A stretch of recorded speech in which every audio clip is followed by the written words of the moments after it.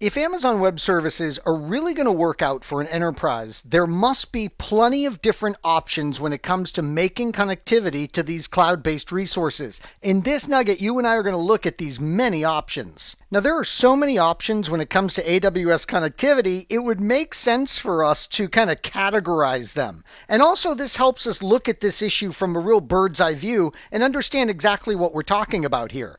You may work in this enterprise called ABC Company, and there's going to be a user network or two or three or four inside that enterprise that need to make connectivity to the virtual private cloud or clouds that you have up at Amazon Web Services. So an enterprise's or even a home office network's connectivity to the virtual private cloud is a big time category.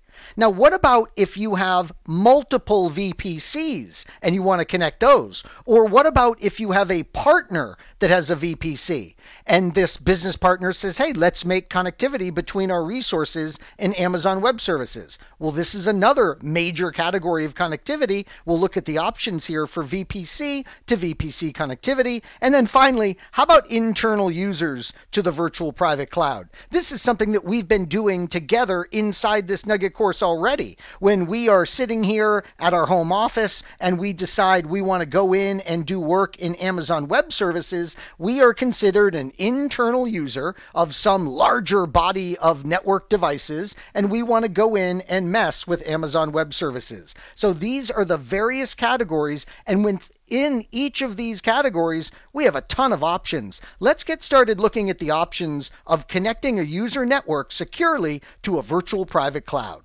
Now, a super powerful and robust option for making connectivity to that customer network to the Amazon Web Services virtual private cloud is to use a hardware-based VPN. This is an appliance. This is this really awesome concentrator of your VPN connections that are going to be made all throughout the customer network through this hardware device. Now, keep in mind, in fact, let's describe each component here just from a review perspective. We won't do this with every diagram for each one of our connectivity options, but it's totally worth looking at here. So here's our Amazon Web Services cloud. Inside there, we have our virtual private cloud. And then notice we have a VPC subnet, another VPC subnet. We split those up in different availability zones to help with high availability. There's a router that's going to be making routing decisions. And then our hardware VPN is depicted right here. Remember what we call the software side of that in Amazon Web Services? That's a virtual private gateway that we can configure. And we call our side of it the customer gateway that we can configure. Now, we can get good high-speed connectivity using this hardware VPN solution. And one thing that's built into this really is high availability, even though it isn't shown in this diagram. You see, what actually happens is there is multiple VPN endpoints that are used up at Amazon Web Services for nice high availability. So there's going to be two distinct gateway endpoints on the Amazon Web Services side of things so that we can get that nice high availability. And if you wanted to, of course, at your customer network, you could do multiple customer gateways to get that high availability. This solution of a hardware VPN is going to use IPsec as the security technology to keep things secure, and it's oftentimes going to use border gateway protocol so that you can do the easy routing of traffic from your customer network or networks up to the VPC in Amazon Web Services.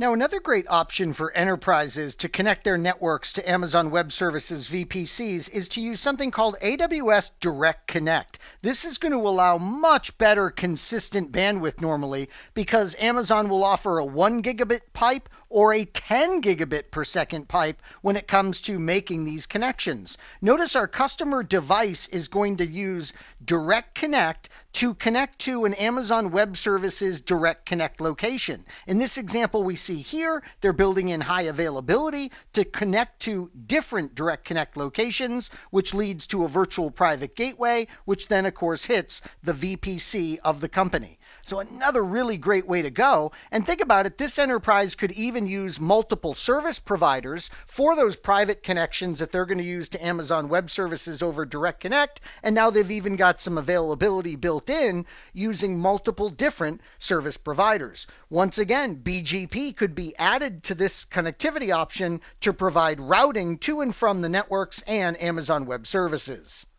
Now, what I find super interesting about the direct connection approach and the hardware VPN approach is that you could combine them. So notice this customer remote network is implementing a hardware VPN connection, but that connection goes up to an Amazon Web Services direct connect at a direct connect location. And then we have the virtual private gateway to the VPCs that exist for the enterprise. So this is a very clever combination of the two techniques. And when you do this, you obviously get the benefits that both the hardware VPN and the direct connect bring.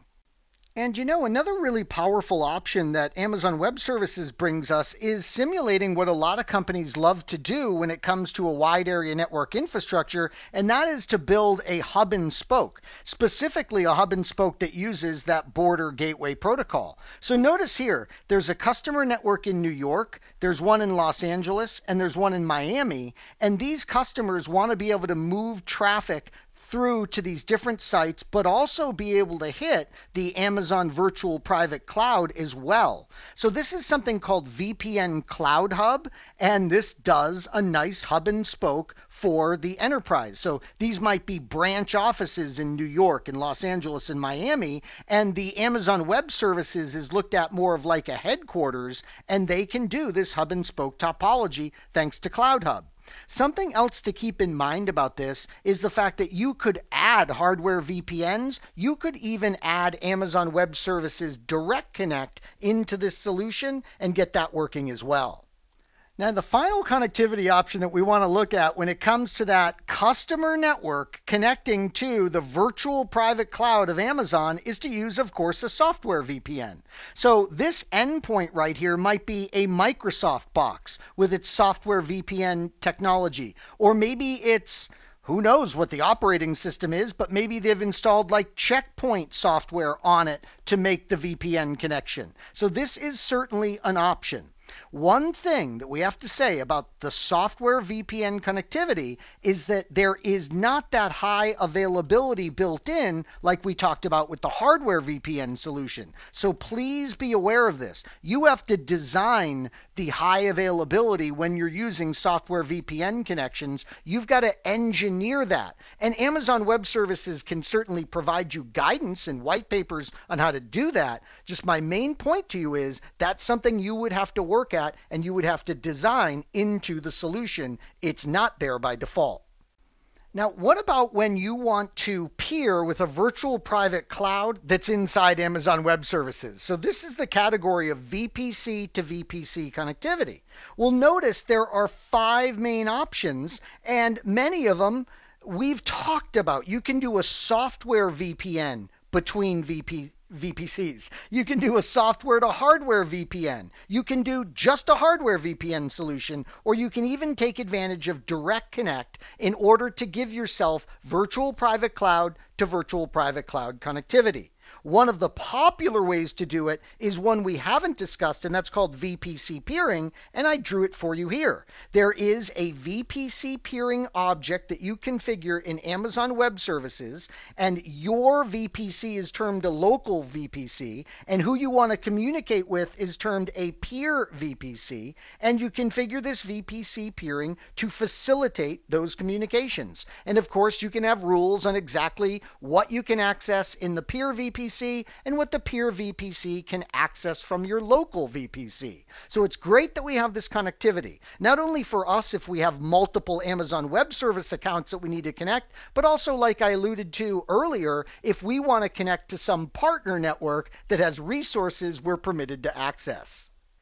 Now, the last category that we wanted to mention is those internal users that might want to make software VPN connections up to the VPC. So this is called the software remote access VPN solution. Notice we're trying to show a variety of devices here, right? Like this might be a desktop, this might be a tablet, this might be a phone, this might be a some other type of mobile device. You get the idea. And we can set up a remote access VPN solution for these individual user accounts as they roam the world. And we can do that, of course, in an EC2 instance within our virtual private cloud. We could run like Microsoft Remote Access Services or a Checkpoint solution or OpenVPN solution. So a wide variety of images are available for EC2, as we know, and we'll have a wide variety of solutions that we can add to the EC2 instance, so we can very easily give a software remote access VPN solution as part of Amazon Web Services.